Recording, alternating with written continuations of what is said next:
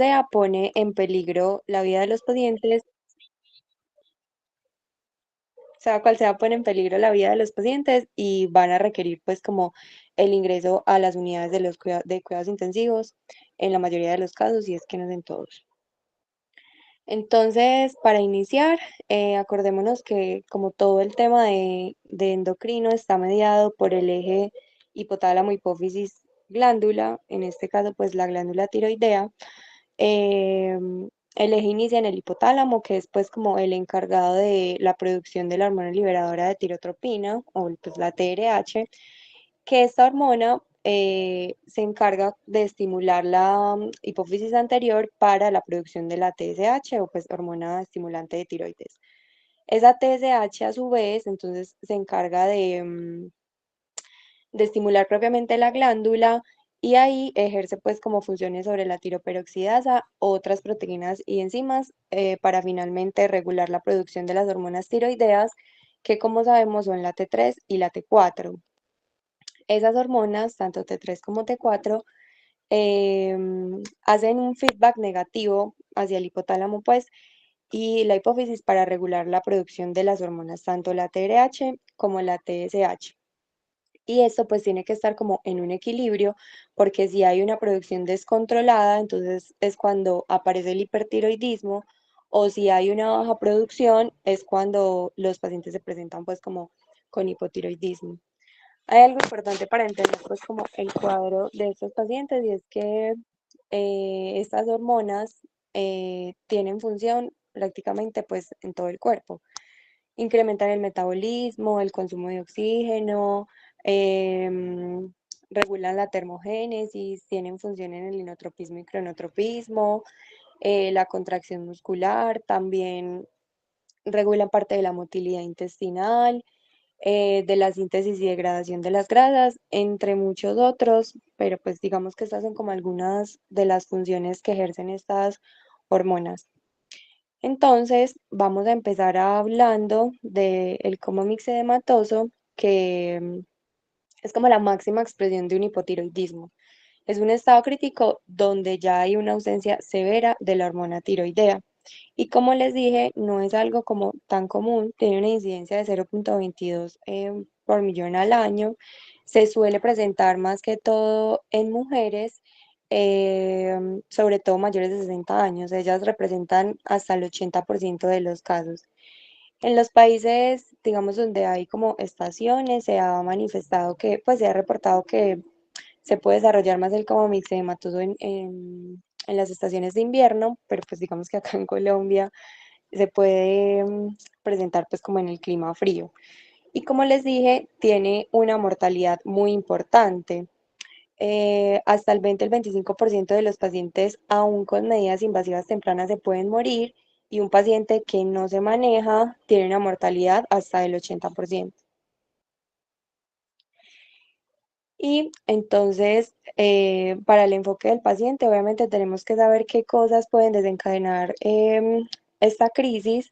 Se han descrito varias, como las alteraciones metabólicas, los traumas, como les dije, las bajas temperaturas, infecciones, pero la que sigue siendo la más importante es el paciente que tiene mala adherencia pues a su medicación. Entonces, la ausencia de medicamento hace que pues el paciente pues pueda entrar en una crisis. Entonces, bueno, con la presentación clínica, digamos que hay un espectro muy amplio y los síntomas pueden ser muy inespecíficos, porque los puede dar cualquier otra cosa. Pero hay algo muy importante, y es que ellos llegan con alteración del estado de la conciencia y la hipotermia. Y estos han reportado en la literatura que son como los dos síntomas más importantes. La hipotermia sobre todo porque es la que más se ha asociado a mortalidad en estos pacientes. Y el nivel de conciencia, digamos que si bien se llama coma mixedematoso, el debut de ellos no es precisamente un coma, sino que pueden llegar somnolientos, con estupor, y obviamente pueden avanzar hacia el coma, pero, pero pues tienen como un nivel de conciencia un poco más que el coma. Y como les mencioné ahorita, por todas las funciones que cumple pues esta hormona, eh, pues las hormonas tiroideas, entonces vamos a tener el espectro clínico muy amplio y todos obviamente llevados en su máxima expresión. Entonces, entre muchos que pueden haber, estos pacientes pueden hacer edema periorbitario, hacen edema en las extremidades, que hay algo característico con ellos y es que ese edema no deja fobia, hacen bradicardias severas, aumentan el QT, tienen alto riesgo de arritmias de puntas torcidas, de hacer bloqueos y taponamientos cardíacos. Hilio paralítico, piel seca, poco pelo, voz ronca y de ahí para allá todo lo que quiera.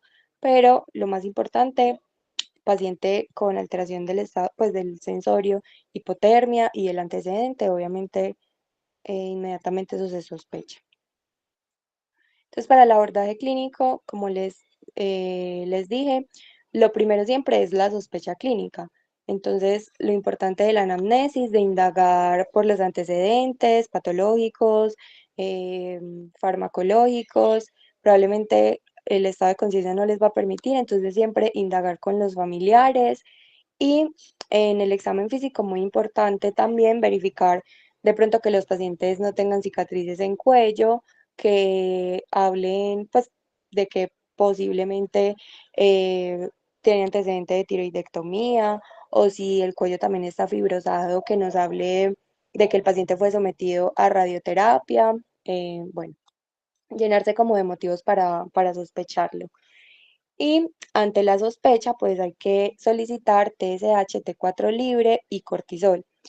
Lo que dice la evidencia es que no hay que esperar el resultado pues, de estos laboratorios. O sea, usted no tiene que esperar que el laboratorio le diga que la T4 está disminuida e indetectable para iniciar el tratamiento. Si usted tiene el antecedente y el paciente pues está con la clínica, entonces la espera del laboratorio no retrasa el tratamiento.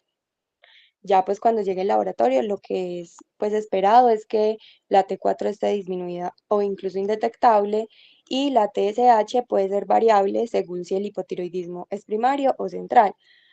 Acuérdense que con lo que les expliqué del eje, pues uno puede tener primario o central dependiendo de dónde esté el daño, si en la glándula o en el hipotálamo o en la hipófisis. Y el cortisol es porque, ahorita lo vamos a ver bien en la crisis adrenal, es posible que los pacientes que tienen pues patología tiroidea tengan también insuficiencia adrenal concomitante. Entonces esto pues nos ayuda. Y pues en otros laboratorios, pues los paraclínicos normales que uno pues mandaría, podemos presenciar en estos pacientes afectaciones multisistémicas. Entonces ellos hacen hiponatremia porque suelen también tener asociación a una secreción inadecuada del ADH, hipoglicemias cuando hay fallas adrenales concomitantes, pueden estar anémicos con dislipidemia e incluso pueden hacer rhabdomiolisis y presentarse en estados de hipoventilación tan severos que necesiten ventilación mecánica invasiva. Entonces, esto es, si usted tiene un paciente con el diagnóstico o usted ve en el examen físico cosas que sugieran tiroidectomías, radiaciones, etcétera, y hay alteración del sensorio, bradicardia e hipotermia, y el paciente no tiene fiebre, no es una infección, lo que sea, pues rápidamente piense en un coma mixedematoso. El tratamiento, digamos que pues tiene varios pilares porque, como les dije, hay muchos sistemas que se afectan. Sin embargo, pues lo que hay que hacer es suplementar la hormona tiroidea y los esteroides también son muy importantes por lo que les dije de la concomitancia que puede tener con una insuficiencia adrenal. En general, si su paciente llega pues con una falla ventilatoria y hay que intubarlo, pues entonces protege la vía aérea. Estos pacientes como hacen hipotermia, entonces hay que manejarla, pero la literatura dice que inicialmente lo mejor es utilizar manejo pasivo, es decir, con medios externos caliente al paciente, pues como con mantas, con cobijitas, cositas así, porque los líquidos calientes pueden vasodilatar y empeorar pues como la hipotensión que está presente en ellos. Esa hipotensión pues suele mejorar con la hormona tiroidea, pero en caso que no, lo que le sirve son los vasopresores. A veces la reanimación hídrica no va a funcionar porque no es el mecanismo por el que está hipotenso, entonces va a necesitar vasopresor. Y la hiponatremia se va a manejar dependiendo como del grado. Iniciar pues con bolos de salina hipertónica es una buena opción. Lo que les digo, el pilar obviamente es la suplementación de la hormona tiroidea y los esteroides. Bueno, se muy. Pongo primero los corticoides porque, como les digo, siempre hay que ponerlos hasta que usted no descarte una insuficiencia adrenal, pero idealmente hay que ponerlos antes de administrar la hormona tiroidea, porque si se administra la hormona tiroidea en un paciente que tiene una insuficiencia adrenal, eso le puede desencadenar una crisis adrenal y eso es muy mortal. Entonces, lo ideal es que si usted está sospechando un cómic hematoso, primero el corticoide y después ya si le reemplaza la hormona. El corticoide a dosis de estrés es hidrocortisona, 100 miligramos intravenoso cada 8 horas. Y pues el reemplazo de la hormona tiroidea es como el pilar. Entonces, en esto no hay como una guía internacional, pero pues los consensos grandes que se han hecho es la combinación de la T3 y la T4 en este esquema. Entonces la T4 en bolo de 200 a 400 microgramos y continuar a 100 microgramos día. Y la T3 en bolos de 5 a 20 microgramos y continuar 2.5 a 10 cada 8 horas. Con esto siempre hay que monitorizar TSH, T4 y T3. Incluso la T3 se tiene que monitorizar una hora después, posterior a haberla administrado, porque si sobrepasamos dosis y niveles pues más altos de la hormona, eso se asocia con más mortalidad. Además, la TSH, digamos que no es algo como de ya a la hora, sino que a la semana esperamos que reduzca aproximadamente el 50%, y una vez el paciente esté estable, que eso se define más que todo con el estado neurológico, se suspende la T3 y se inicia T4 por kilo. El problema de este esquema es que parece ser muy bonito, pero no hay, pues acá no hay disponibilidad de T4 y T3 intravenoso. Entonces, las opciones o lo que se hace pues acá eh, es pasar la levotiroxina por sonda nasogástrica. Pues eso no sería lo ideal, pero pues como no hay venoso, hay que buscar la alternativa. Entonces, se propone levotiroxina por sonda nasogástrica, 200 a 400 microgramos en bolo las primeras 48 horas y después 50 a 100 microgramos hasta que se pueda hacer pues una transición a la vía oral. Con ellos hay que ver que alcancen pues los valores de T4 adecuados, se les tiene que medir la hormona diariamente, y cuando el paciente pues mejora, que lo guiamos pues como por la condición neurológica, se titula la dosis a 100 microgramos al día y ya según pues como el peso del paciente se le hacen el ajuste para que quede con la medicación pues a largo plazo.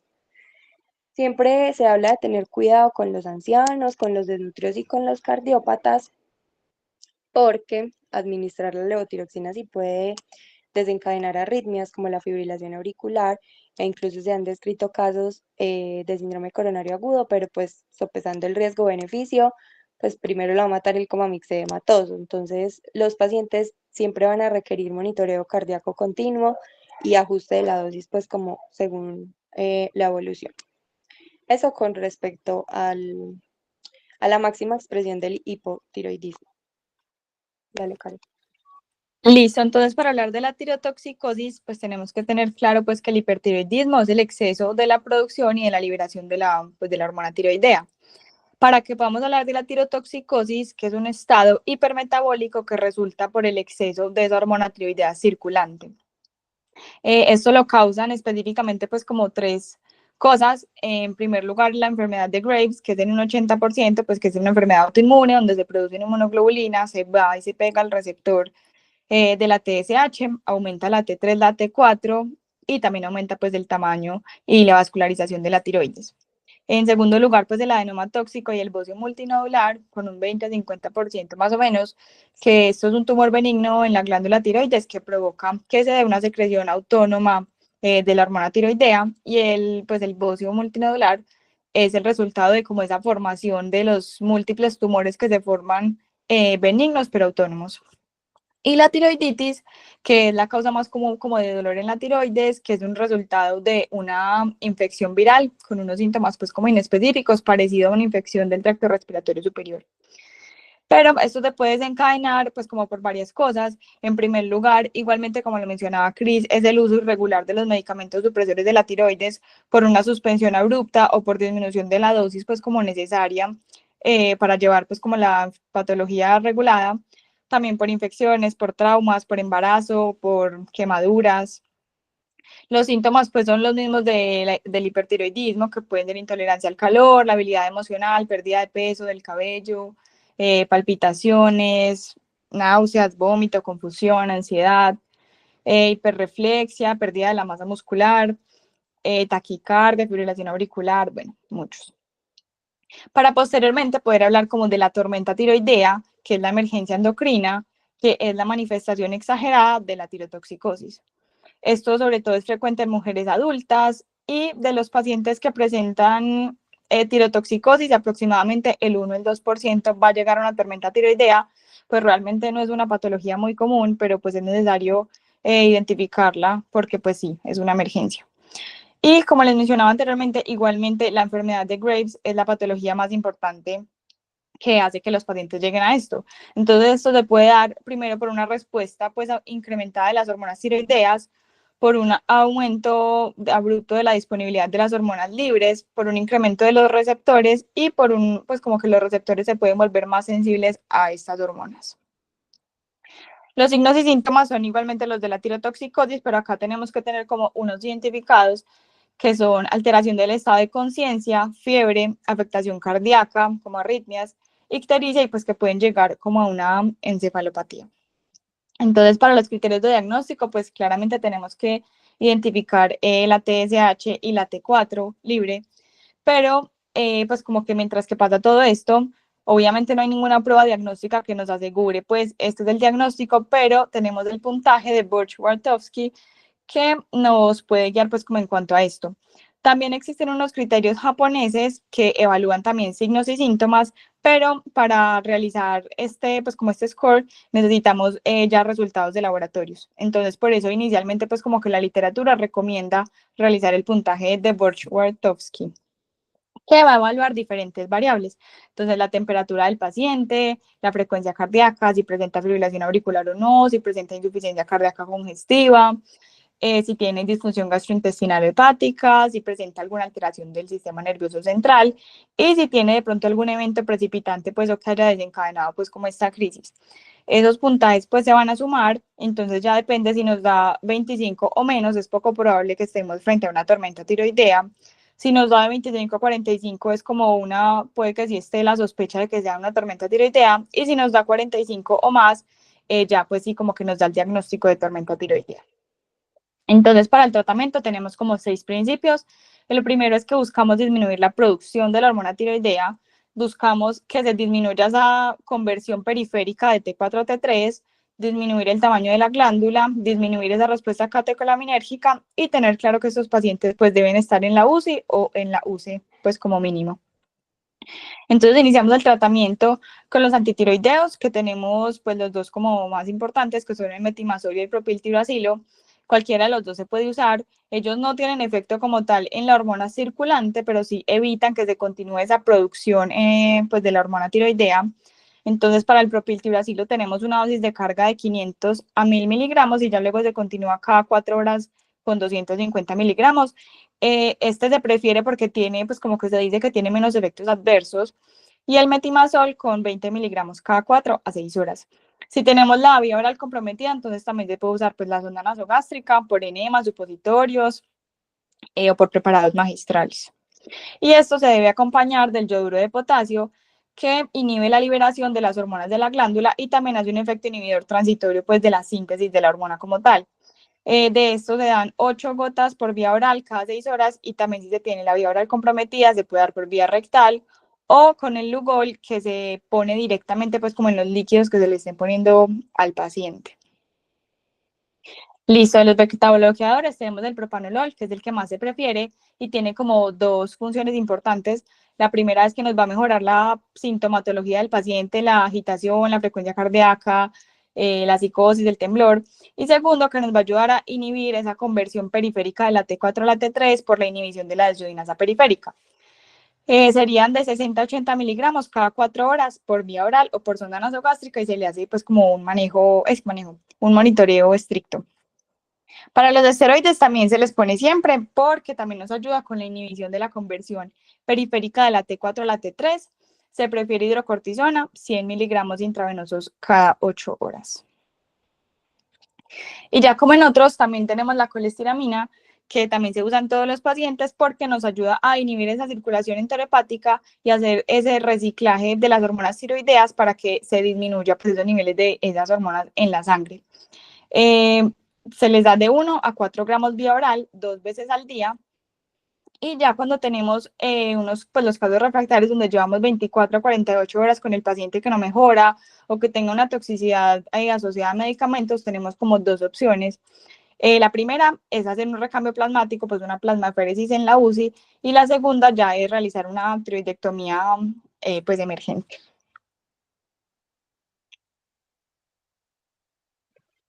Bueno, listo. Entonces eso son como las dos máximas expresiones de la enfermedad tiroidea. Vamos entonces ahora a hablar de la suprarrenal. Entonces, hablando de la insuficiencia, esto es un trastorno que se caracteriza pues por una hipoperfusión suprarrenal que conlleva a una producción inadecuada de glucocorticoides, especialmente el cortisol.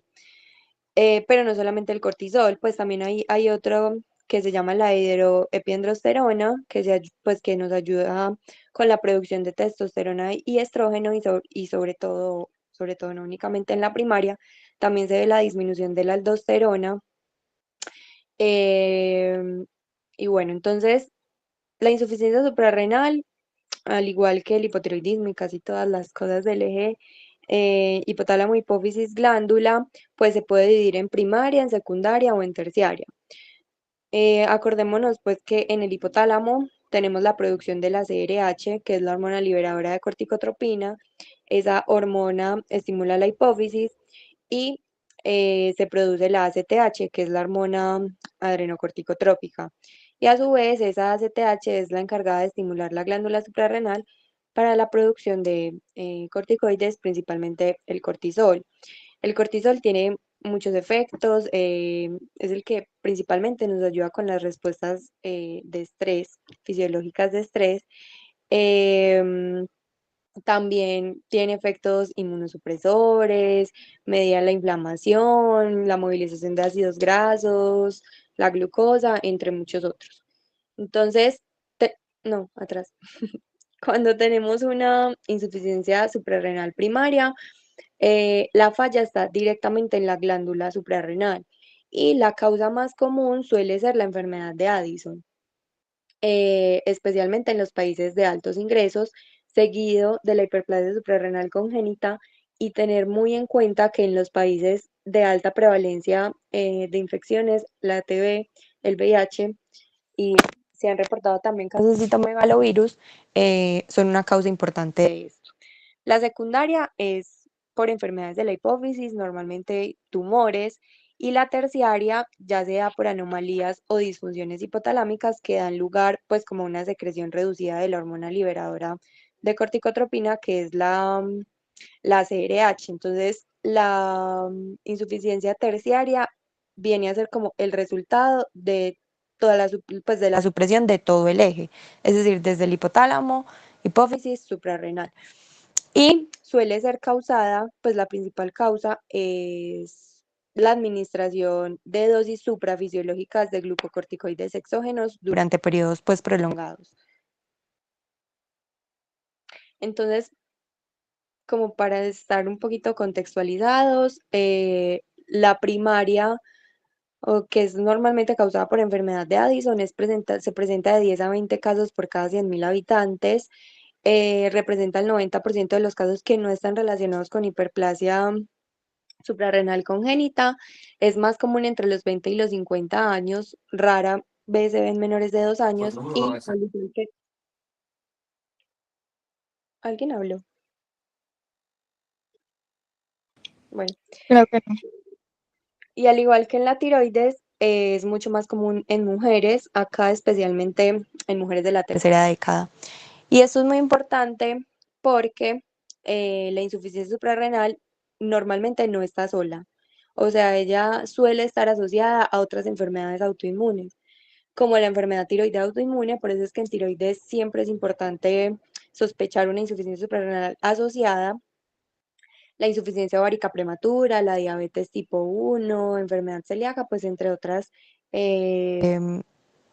enfermedades autoinmunes. Suelen venir pues como en paquetico.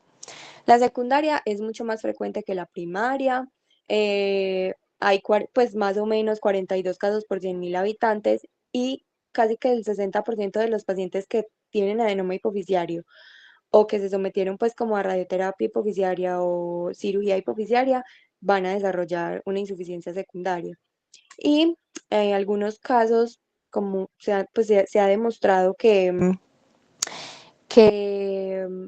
puede haber insuficiencia adrenal inducida por opioides. Se han reportado más o menos de 9 al 15% de los pacientes que usan opioides de manera crónica, incluso a dosis bajas, insuficiencia suprarrenal, pero no es algo que esté muy estudiado. Y la terciaria, como les mencioné, la principal causa es la administración crónica de glucocorticoides.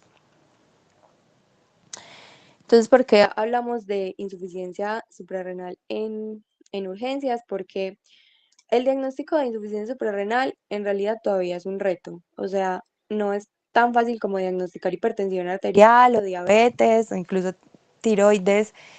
Hay que pasar por varios médicos para que hagan el diagnóstico, entonces, y muchas veces el debut de los pacientes con insuficiencia suprarrenal es una crisis adrenal, que esta es la manifestación más grave de la insuficiencia adrenal.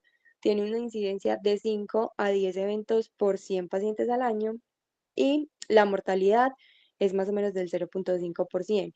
El pronóstico en estos pacientes es generalmente bueno solo si el tratamiento es oportuno y adecuado. Entonces, ¿cuándo se puede presentar una crisis adrenal?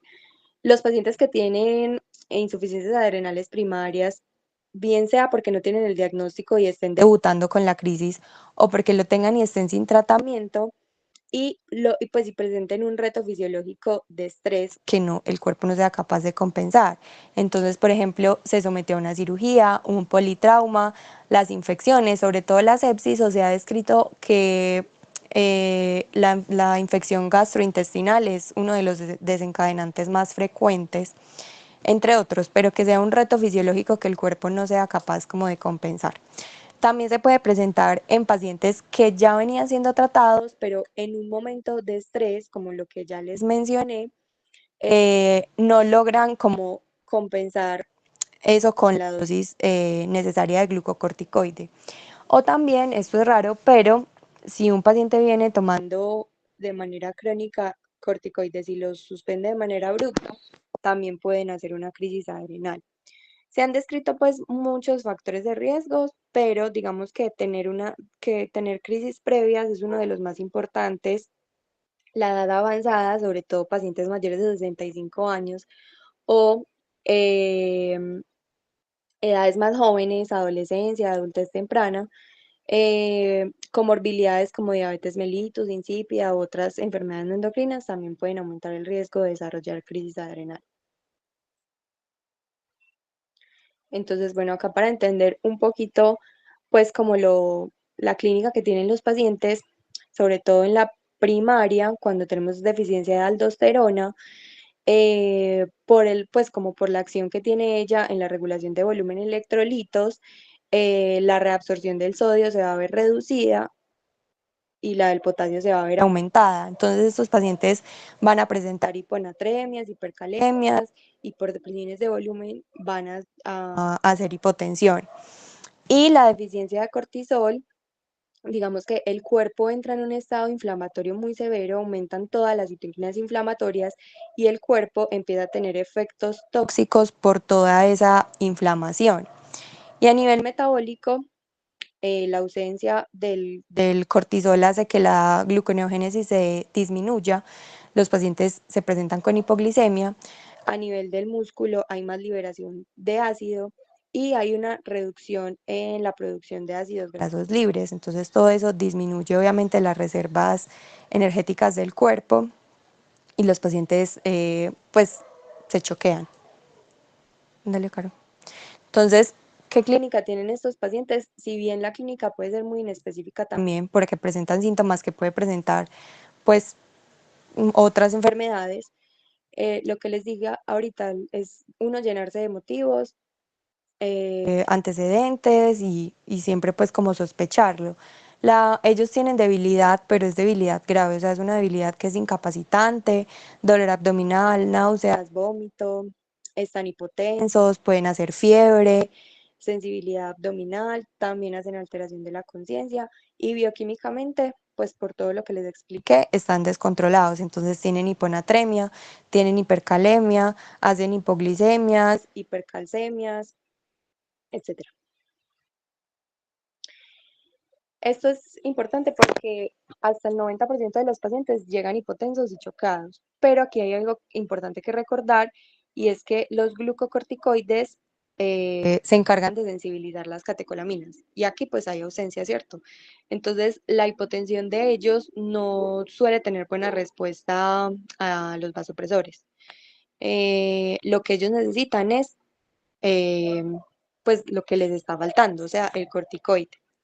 La Sociedad Europea de Endocrinología propuso pues como unos criterios de los que usted pues para que se llene de motivos. Entonces, si usted tiene deterioro del estado de salud, más dos de los siguientes que puede ser una presión arterial sistólica menor a 100, náuseas, vómito, fatiga extrema, que como les dije es incapacitante, fiebre, somnolencia, hiponatremia, hipoglucemia.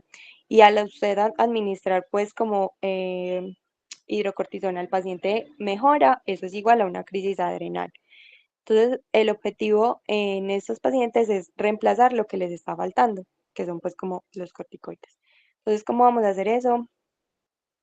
Se inicia hidrocortisona intravenosa, bolo de 100 miligramos, y después se pasan a dosis de 200 miligramos repartidas en 4 dosis al día y hay que irla reduciendo progresivamente. Súper importante hacerles la reanimación hídrica y cuando ya el paciente esté estable, entonces se le pasa el corticoide a vía oral, que puede ser también con hidrocortisona a dosis de 15-25 miligramos, dividida en 2 a 3 dosis diarias, o en su defecto, prednisolona de 3 a 5 miligramos al día, también repartida en 1 o 2 tomas.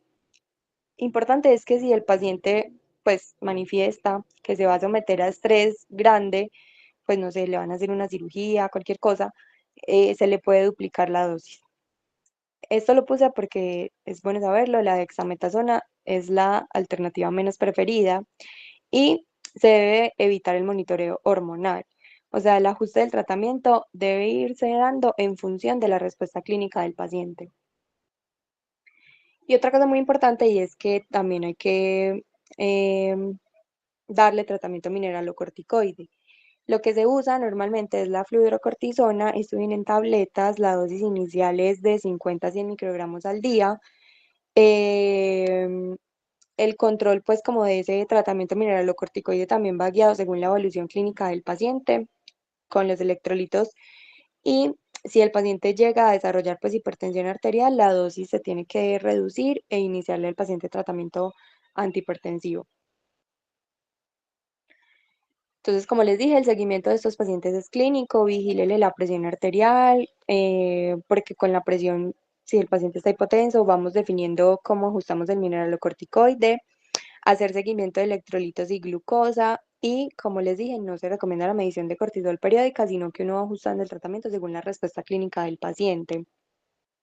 Tampoco se puede sobredosificar porque eso aumenta la mortalidad y las crisis adrenales son infrecuentes, pero son enfermedades potencialmente mortales. Dale, Caro. Y para concluir, entonces, siempre que lo sospeche, descártelo. Es una condición potencialmente fatal. El abordaje diagnóstico incluye varios pasos. A pesar de los grandes avances, el manejo sigue siendo, pues el diagnóstico sigue siendo un reto y necesita múltiples consideraciones. En nuestro medio, considero la causa infecciosa. Es importante brindar una adecuada educación para evitar las crisis adrenales y hacer uso racional de los glucocorticoides. Gracias. Muy bien. Chicas, lo hicieron excelente. Se notó todo el esfuerzo y la dedicación que pusieron con el tema. Gracias por compartirlo con nosotros. De verdad, estuvo muy, muy interesante y muy bien presentado. Bueno, el profe Manuel tiene la mano levantada y posteriormente les voy a hacer unas preguntitas que nos escribieron por acá por el interno. Adelante, profe.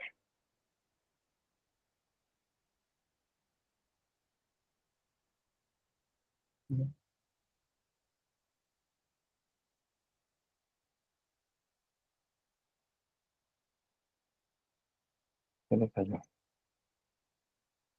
Ah, bueno, vamos haciendo las preguntas mientras el profe. Nos están preguntando lo siguiente. Pues por acá, por el chat interno, preguntan que, ok, profe, listo de uno. ¿Que cuánto tiempo debo esperar para dar la levotiroxina luego de la hidrocortisona en coma mixedematoso o los puede iniciar al mismo tiempo?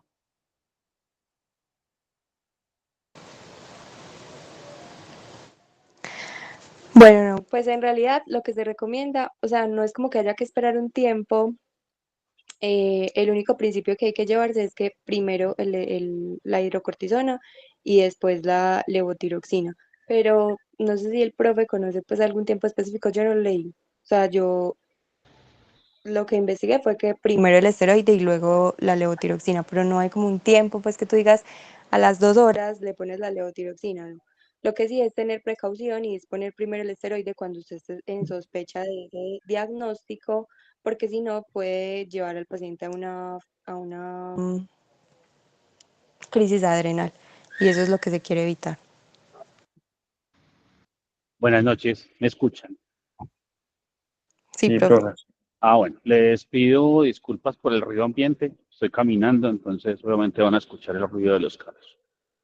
Niñas, felicitaciones, las escuché muy atentamente. Muchísimas gracias por el espacio y por tomar después el trabajo de la lectura.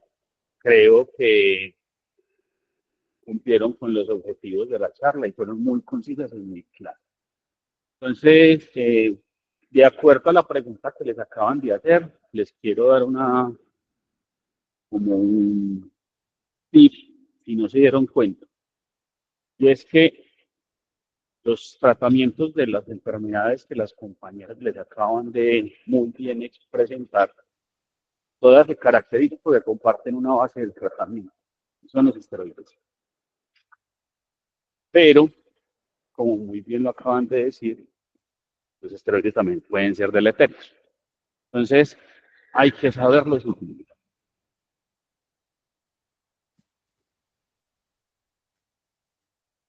Usualmente, este tipo de enfermedades, a excepción del hipertiroidismo, las otras son de pacientes realmente críticamente enfermos. El paciente realmente se ve muy enfermo. Entonces, probablemente en ese tipo de pacientes que está tan enfermo, todos pensamos en lo más común. Un paciente que esté hipotenso, diaporético, con alteración de la conciencia, pues usted primero va a pensar, no será de pronto que tiene un choque cardiogénico, o no será de pronto que tiene una sepsis. A uno jamás se le va a ocurrir pensar de que tenga una insuficiencia suprarrenal o que tenga un mixedema, ¿cierto? Porque pues no es lo más usual. Entonces la invitación, jóvenes, con esta charla es que en esos pacientes críticamente enfermos siempre consideren y tenganlo como una opción diagnóstica que no tenga una emergencia endocrinológica. siempre.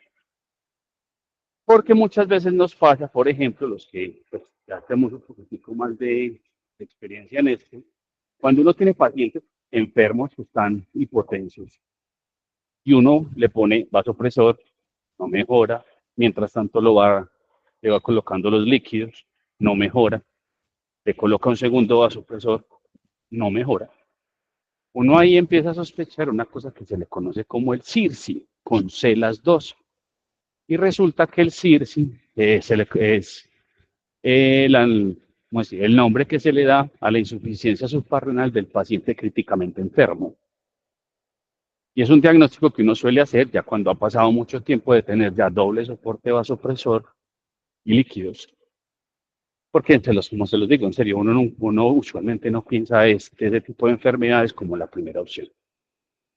Cuando ustedes tengan un paciente con mixedema, y los invito a que ya no hablen de coma mixedematoso, sino de mixedema, porque como muy bien los expusieron las compañeras, si bien hay alteración de la conciencia, esa alteración de la conciencia puede ir porque el paciente tenga alterado el nivel, o sea, puede ir desde el coma hasta el estupor, letargia, somnolencia o alertamiento, o puede haber compromiso del contenido.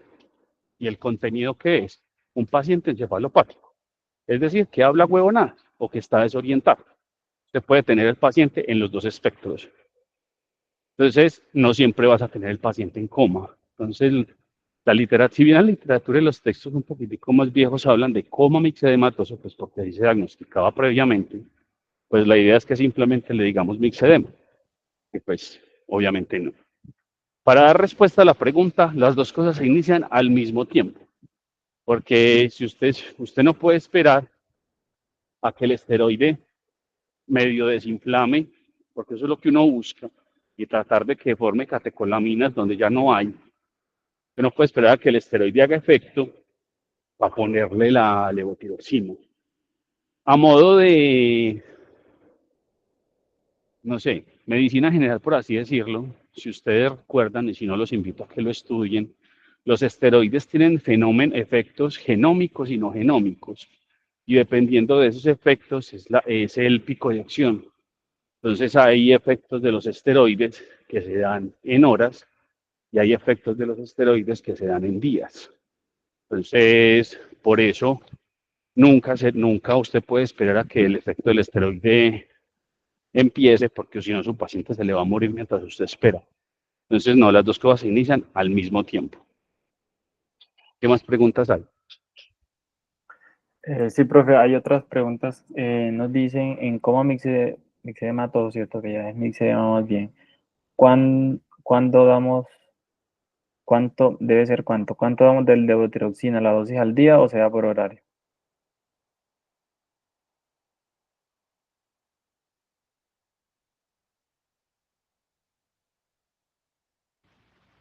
Otra vez que no me quedó clara esa pregunta. Sí, pues que en el mixedema la dosis de levotiroxina se da, dice que dosis al día o por horario. No, eso es día, Sí, sí. así como les pusieron las compañeras, es dosis día. Del esteroide, profe, aparte de la hidrocortisona, ¿qué otra alternativa podríamos utilizar? Pues, a ver, lo que pasa es que aquí sí tenemos que entrar en hablar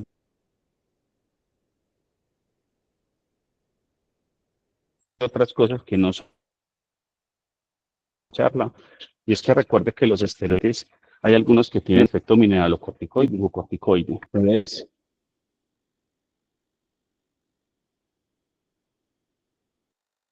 por eso la hidrocortisona es la opción precisamente por eso.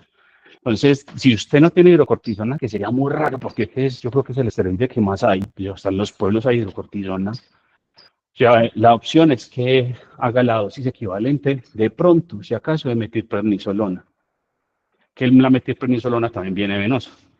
Entonces, recuerden que los esteroides tienen dosis equivalencia. Eso es una tabla que se busca en internet, incluso hay calculadoras. Entonces, si usted no tiene hidrocortisona, si usted ya sabe que la dosis de la hidrocortisona son 200 miligramos al día, ya usted verá si lo va a colocar en infusión o la coloca 50 cada 6, busque la tabla de cuánto sería eso de metilprednisolona y se la pone. Pero idealmente es hidrocortisona.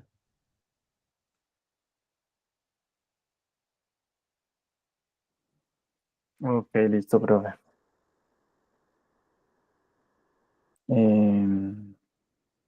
Bueno, profe, esas son las preguntas que teníamos respecto al tema. Nuevamente, agradecerle a las compañeras pues, como por Bueno, la entonces, presentación. venga, espérate, Oscar, desaclarar una cosita. Claro, profe. Los pacientes, a ver, un mixedema, digamos lo que no es tan difícil de reconocer cuando usted ya sabe que existe, ¿cierto? Pues porque si usted obviamente no sabe que eso existe, pues usted ve un paciente hinchado con alteración de la conciencia, con signos de falla cardíaca, pues usted va a decir, pues tiene una falla cardíaca, entonces usted va y le pide la radiografía, le pide la troponina, el electrocardiograma, y empieza a enfocarlo como una falla cardíaca. Pero si usted ya sabe que existe el mixedema, pues entonces ya sabe que a todo paciente con falla cardíaca, pues téngalo en consideración que no sea un mixedema lo que lo está llevando a la falla, entonces usted le debe de pedir la TSH, ¿cierto? Con la tormenta tiroidea, particularmente la tirotoxicosis. Ojo, porque como el score se los acaban de mostrar las compañeras, que tiene sus pros y sus contras, pero no importa, úsenlo. Tiene dos utilidades el Burgos-Toskin. Uno, te permite evaluar en el día a día cómo va el paciente. Digamos lo que usted le dio un Burgos-Toskin, no sé, de 50, pues usted al día siguiente se lo puede volver a hacer a ver si la terapia que usted inició ha funcionado. ¿Y cómo se da cuenta de eso? Pues porque el score disminuye, ¿cierto? Obviamente. Pero particularmente cuando se tenga un paciente en una tormenta tiroidea, ojo pues, es decir, que tenga síntomas y signos y que ese Burgos-Torski le dio altísimo, no le pongan propanolol a ese paciente hasta que hagan la ecocardio. ¿Por qué? Porque la ecocardio es necesaria para definir si hay compromiso de la función ventricular secundaria a la tormenta tiroidea. Cuando esos pacientes tienen ese compromiso cardiovascular, los betabloqueadores están contraindicados, no se debe de usar. Simplemente se coloca el propiltoracilo, metimazol, lo que usted considere, y el esteroide. Cuando ya la evolución mejore y por ecocardiografía usted pueda documentar que mejoró la función ventricular, ahí sí ya puede colocar el propanolol. De lo contrario, no se debe hacer. Si digamos que usted tiene la sospecha y le da un Bursworth-Tosky, no sé, de 30, eso le habla de una inminencia. Digamos lo que en ese grado, cuando el score le da inminencia, usted queda como entre la espada y la pared. Mi recomendación es que no los usen hasta que no tengan una ecocardio. Si el score ya les da menor de 25, que sería de muy bajo riesgo, en ese contexto usted sí le recomiendo de que use el propanolol a ciegas. Pero de lo contrario, con un score más alto, les recomiendo de que no hasta que tengan una ecocardio. ¿Con eso qué quiere decir? Que si usted está en un primer nivel y le sospecha al paciente que tenga una tormenta tiroidea y potencialmente una tirotoxicosis, pues es claro que usted va a tener que remitir a su paciente, ¿cierto? Y en el contexto de la insuficiencia suprarrenal, la clave está en que el principal factor de riesgo en la actualidad es la suplencia crónica con esteroides, ¿cierto? Entonces, un paciente que venga con uso crónico de esteroides, no importa la dosis, y eso tiene que quedar claro, es que yo tomo 5 miligramos hace, no sé, 2 años, es que esa dosis es muy bajita, pues importa, aplica. Y en realidad, las últimas recomendaciones de las sociedades de endocrinología le dicen a uno que cuando uno inicia esteroide, usted puede utilizar la dosis que quiera de esteroide. Y si usted da al paciente un ciclo de esteroides, que eso se le llama así, menor a 2 semanas, ojo pues, menor a 2 semanas, el riesgo de que ese paciente ante la suspensión del tratamiento haga una insuficiencia suprarrenal es muy bajita. Y en teoría, y la recomendación lo dice, usted no tiene por qué hacerle desmonte gradual. simplemente se los quita cuando llevan menos de 15 días. Ya cuando llevan más de 15 días y por alguna razón usted tiene que quitarle los esteroides, jóvenes doctores deben de empezar a desmontar los esteroides después de 15 días, con el fin de que el paciente no les vaya a hacer una insuficiencia suprarrenal. ¿Cuándo sospechar una insuficiencia suprarrenal en un paciente que no tiene factores de riesgo? Jóvenes, en un paciente que literalmente tenga hipotodo, hiponatremia, y que esté hipovolémico, que esté hipoglicémico. Y ustedes van a decir, pero es que, profe, así son todos los pacientes que llegan a unas urgencias cuando está por una infección o por una falla cardíaca o que tienen una cosa. Y yo digo, correcto. Entonces, ¿cuál es el mensaje? Sospechen insuficiencia suprarrenal en todos los pacientes y no que les lleguen así. Y no es que les van a correr a ponerle esteroide, tampoco, pero ténganlo en consideración. Con algo tan simple, usted tiene un paciente que crónicamente toma esteroides y como muy bien se los explicaron las compañeras, nosotros utilizamos los suprarrenales para esos momentos de estrés, para liberar catecolaminas y que nos ayuden con la taquicardia y la presión arterial. Como nuestro paciente utiliza esteroides crónicamente, pues esa respuesta la tiene disminuida. Entonces, esos pacientes, ante la cualquier noxa, sea una herida y que lo ponga a sangrar, una infección que por alguna razón no consultó a tiempo, esos pacientes con seguridad van a llegar hipotensos.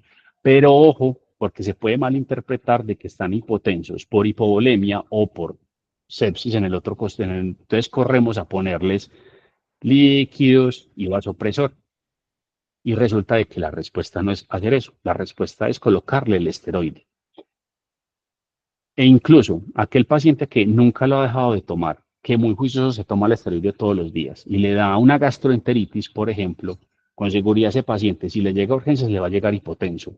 ¿Por qué? Porque no tiene suprarrenales para responder.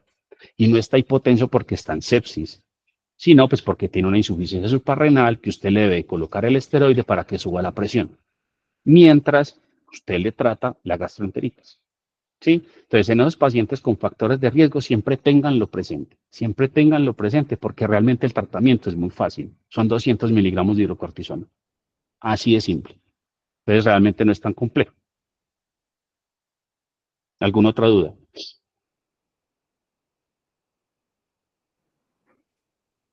No, por acá nos hicieron una pregunta al chat respecto pues como un elemento pues como puntual de que si se sabía como que la incidencia que han mostrado en las diapositivas es de 5 a 10 o de 20 a 10 casos por 100.000 personas, en qué tipo de población en general se había presentado, pero pues realmente pues la bibliografía que le compartieron los pelados fue basada como en la guía europea, entonces estas estadísticas o esta incidencia es europea. Es como lo único, profe. No sé si alguna Bueno, otra listo. persona tiene una pregunta. No, profe, realmente no hay pues como otras preguntas. Perfecto. Realmente quedó Listo. muy, Jóvenes. muy claro. Niñas, felicitaciones. Muchas gracias. Muchas Muchos gracias a éxitos a todos. todos. Feliz noche. Nos vemos dentro de 8 días en urgencias urológicas. Gracias, chao. Muchas gracias. Feliz noche.